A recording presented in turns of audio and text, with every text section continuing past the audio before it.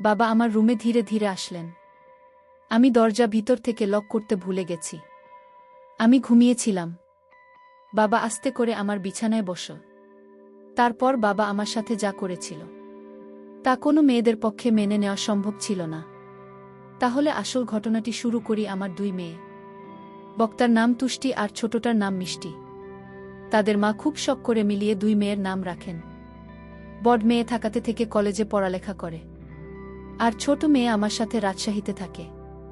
তাদের মা মারা যায় বছর 7 আগে। ছোট মেয়ের বয়স 13 বছর। আমাদের ফ্যামিলিতে আর কেউ নেই।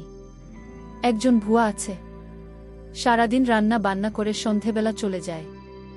বৃষ্টির বয়স 17 হলেও তাকে দেখতে অনেক লম্বা সুন্দরী। এখনই তার বড় বোনের সমান লম্বা হয়ে গেছে, কিন্তু মন মানসিকতা ঠিকই বাচ্চাদের মতো। এখনও বই তাকে স্নান করিয়ে দেয়। বই তাকে দেখাশোনা করে। আমি কাজের মানুষ, সারাদিন বাইরে থাকি। মেয়েদের দিকে খুব একটা নজর দিতে পারি না। পুরনো বই হাতে সব সামলায়। তাই মেয়েদের সাথে আমার বন্ধুত্বপূর্ণ সম্পর্ক গড়ে ওঠেনি। তারা আমাকে বেশ ভয় পায়। হঠাৎ একদিন বুয়া অসুস্থ হয়ে যায়। প্রায় 1 সপ্তাহ আসতে পারেনি। একদিন রাতে অফিস থেকে বাসায় এসে খেতে বসি। বৃষ্টি আমাকে ঠোঁট ফুলিয়ে বলল, বাবা আমাদের বুয়া 1 সপ্তাহ ধরে আসে না, তাই আমি গোসল পর্যন্ত করতে পারছি না। তুমি রোজ বাইরে থেকে খাবার নিয়ে আস, এসব খেতে আর ভাল লাগে না। তুমি কাল থেকে নতুন কোনো বুয়া নিয়ে আসো প্লিজ।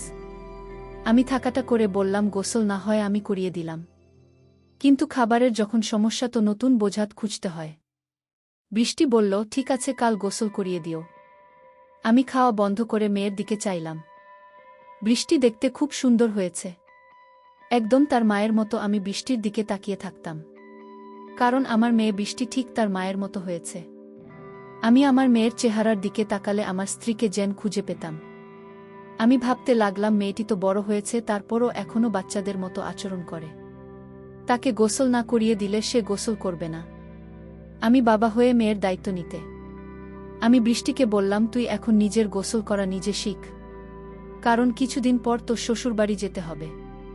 মেয়ে তখন বলল, বাবা আমি কোনোদিন শ্বশুরবাড়ি যাব না। আমি তোমার সাথে সারা জীবন থাকব। এই বাড়ি ছেড়ে আমি কোথাও যাব না।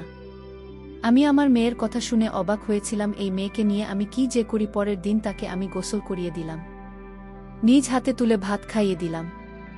তারপর মেয়ে আমার শান্ত হল। আমি বললাম, যাও বৃষ্টি, এবার তোমার রুমে গিয়ে ঘুমিয়ে পড়ো। সে বায়না করে বলল, বাবা ঠিক আছে।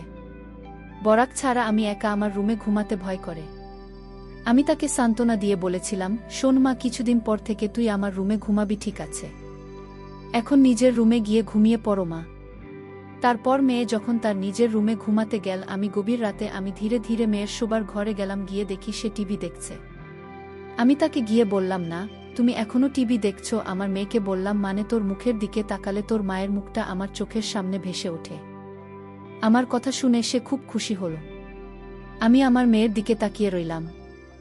আমি যেন আমার মেয়ের মাঝে আমার স্ত্রীকে খুঁজে পেলাম। আমি যখন এভাবে তাকিয়েছিলাম, সে কিছুটা অবাক হল। বলল, তোমার কি হয়েছে বাবা? তুমি এভাবে আমার দিকে তাকিয়ে আছো কেন? আমি তোমার খুব আদরের মেয়ে, তাই না বাবা? আমি বললাম, হ্যাঁ আমি, তুমি খুব আদরের মেয়ে আমার। আমার বাবা বলল, আমি তোমার সাথে আমার একটা কথা ছিল। কি কথা বাবা? মা আমি, তুমি আমার কথা রাখবে না? আমার মেয়ে বলল, বাবা তুমি আমার জন্মদাতা, আর তোমার কথা কি আমি ফেলতে পারি? আমি তোমার সব কথা রাখব, তোমার কথা না রাখলে যে আমার অমঙ্গল হবে। আমি ভাবতে লাগলাম কিভাবে কি করা যায়। হঠাৎ বুদ্ধি এলো মাথায়। আমি তাকে গম্ভীর হয়ে জিজ্ঞেস করলাম, কতদিন গোসল করছে? নামা প্রায় 1 সপ্তাহ। তাই? আচ্ছা ঠিক আছে, চলো আমি তোমাকে আজ গোসল করিয়ে দিই। কাজের বুয়া আসবে কোনোদিন, আর তুমি এতদিন গোসল ছাড়া থাকবে। নাম গোসল না করলে ঘুম হবে না মামনি রাতে। তাই চলো আগে গোসল না করিয়ে দেই। তুমি আমার মেয়ে, আমি তোমার যত্ন না করলে লোকে মন্দ বলবে। তাছাড়া আমি তোমাকে এভাবে থাকতে দিতে পারি না। চলো আমি তোমাকে গোসল না করিয়ে দিই। এতদিন গোসল না করলে শরীর খারাপ হবে। মেয়ে বলল, এখন তো রাত, কাল সকালে করি আব্বু। আমি আমার মেয়ের কথা মেনে নিলাম। তবে মাকাল তো আমি কাজে চলে যাব, ফিরতে আবার রাত হবে। মেয়ে বলল, ঠিক আছে বাবা, তাহলে কাল রাতে তুমি গোসল করিয়ে দিও। যা বাবা, এখন গিয়ে ঘুমাও। আমিও ঘুমাব। ঠিক আছে মা, তাহলে তুমি ঘুমিয়ে পড়। আমি ঘুমাতে গেলাম। পরের দিন সকালে উঠে আমি আমার মেয়েকে বললাম, মা, আজ বাড়িতে কেউ নেই, তাই বাড়িটা একদম খালি পড়ে থাকবে। তোমার আজ আর স্কুলে যেতে হবে না, কাল স্কুলে যেও। আমি বাবার কথা শুনে খুব খুশি হলাম, কারণ আজ সারাদিন টিভি দেখতে পারবো। সেদিন আমি সারাদিন ঘরে বসে টিভি দেখছিলাম, বড় আপুর সাথে ফোনে কথা বলেছিলাম। সন্ধ্যা ঘনিয়ে আসছে, বাবা এখনো বাড়িতে ফিরছে না। আমি বাবার জন্য অপেক্ষা করতে লাগলাম, কিন্তু বাবা প্রায় রাত 10টার দিকে বাড়িতে ফিরল। আমি বাবাকে জিজ্ঞেস করলাম, বাবা, এত দেরি হল কেন? আমি তোমার জন্য সেই কখন থেকে অপেক্ষা করছি, তোমার কোনো খবর নেই। বাবা বলল, মা, আমি একটা ঝামেলায় পড়ে গিয়েছিলাম, তাই আসতে একটু দেরি হয়ে গিয়েছে। এখন চলমান গোসল করিয়ে দিই। মেয়েটা বলল, বাবা, আমি আজ গোসল না করলে হয় না, খুব শীত লাগছে। আমি মেয়েকে বললাম, মা, আজ তোমার গোসল করতে হবে, নইলে তোমার শরীরে অসুখ হয়ে যাবে, শরীরে সর্দি জ্বর আসতে পারে। আমি বাবার কথা শুনে বললাম, ঠিক আছে বাবা, চলো আমি গোল করব। আমি তাকে বাথরুমে নিয়ে গেলাম। তারপর আমার ছোট্ট মেয়েটাকে গোসল করিয়ে দিলাম। আমার লক্ষ্মী মেয়েটা বলল, বাবা, আজ মাথাটা অনেক ভাল লাগছে, আমার শরীরটা ভাল লাগছে।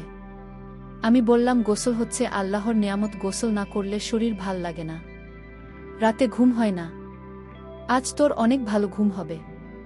তারপর রাতের খাবার খেয়ে যখন আমি ঘুমাতে গেলাম, আমার মেয়ে বলল, বাবা, আজ তুমি আমার রুমে ঘুমাবে, কারণ এই রুমে আমি একা একা থাকতে ভয় লাগে।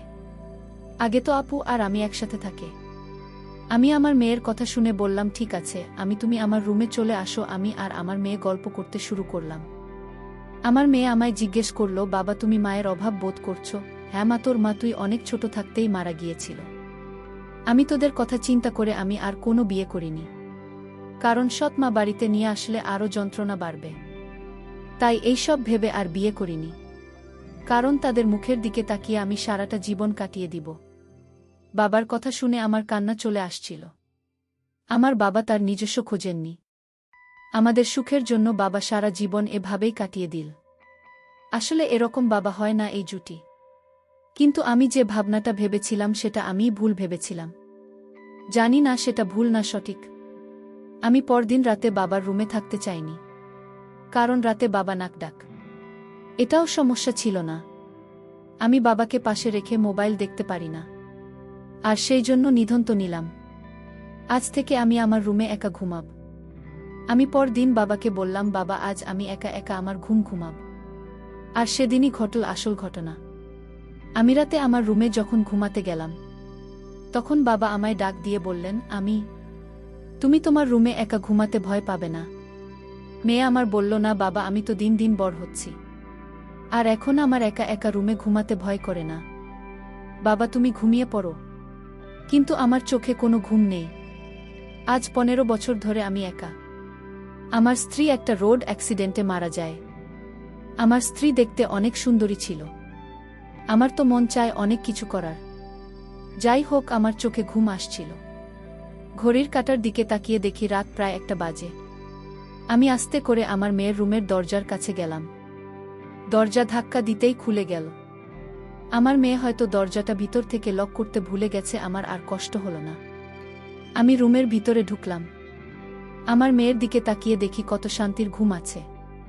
মনে হচ্ছে নিষ্পাপ একটা মেয়ে, তাকে ড্রিমলাইটের আলোতে অনেক সুন্দর দেখা যাচ্ছিল, ঠিক তার মায়ের মতো। আমার কাছে মনে হলো এটাই বুঝি আমার স্ত্রী। আমার নিজের মেয়েটাকে দেখে আমার অন্যরকম অনুভূতির সৃষ্টি হল। আমি ধীরে ধীরে মেয়ের বিছানার পাশে গিয়ে বসলাম। একজন তার দিকে তাকালাম। আমার অনেক ভয় করছিল, যদি আমার মেয়ে এখন জেগে যায়, তখন কিভাবে? আমি ভুলে গিয়েছিলাম এটা আমার মেয়ে শুয়ে আছে। এটা আমার জন্য একটা বড় সুযোগ। এসব ভাবতে ভাবতে হঠাৎ আমার মেয়ে জেগে উঠল। যে আমায় দেখে চমকে উঠল আর বলতে লাগল, বাবা, এত রাতে তুমি কি করছো? আমি বললাম, কেন, আমি কি তোমার রুমে আসতে পারি না? কিন্তু বাবা, আমি তো দরজা লক করে ঘুমাচ্ছিলাম। তুমি রুমের ভিতরে ঢুকলে কি করে? আমি বললাম, মা, তুই ঘুমানোর আগে দরজা লক করতে ভুলে গিয়েছিলি, আর তাই তো রুমে আসতে পারলাম। বাবা, তুমি ইদানিং কেমন জানি হয়ে গেছে। যাও তোমার রুমে গিয়ে ঘুমাও, যখন তখন আমার রুমে ঘরে চলে আসো। পরদিন সকালে আমি আমার মেয়েকে বললাম, মা, গোসল করবে না? আমি চলে গেলে কে তোরে গোসল করাবেন? মেয়ে তখন বলল, বাবা আজ থেকে তোমার আর কষ্ট করতে হবে না। আমি নিজেই গোসল করতে পারব। আমি আমার মেয়ের কথা শুনে ভাবলাম মেয়ে কি আমার মনের কথা জেনে গেছে, আরেক মনে ভাবলাম সে আমার মনের খবর কি করে জানবে। আমি রাতে বাড়িতে ফিরলাম। ফিরে দেখি মেয়ে ঘরে বসে টিভি দেখছে। আমি আমার মেয়েকে জিজ্ঞেস করলাম, বৃষ্টি আজ তুই আমার রুমে ঘুমাবি? কারণ আমার শরীরটা ভালো না। আমি বাবার বাহানা কিছুটা বুঝতে পারছি, কারণ বাবার ইদানিং মনের ভিতর খারাপ কিছু চলছে। আমার বাবাকে সন্দেহ সৃষ্টি হলো। আমি সিদ্ধান্ত নিলাম আমি আর বাবা রুমে ঘুমাব না। বাবা ইদানিং পাগলের মতো হয়ে গেছে। আমি আজ আমার রুমে ঘুমাতে গেলাম। রাতের শরীরটা ক্লান্ত ছিল, তাই আজ সকাল সকাল ঘুমিয়ে পড়েছিলাম। রাত যখন গভীর হলো আমি অনুভব করলাম আমার রুমে কে যেন প্রবেশ করছে। আমার সাথে অদ্ভুত আচরণ করার চেষ্টা করছে। আমি যখন বুঝতে পারলাম, আমি ঘুম থেকে উঠে বাবাকে দেখতে পাইলাম।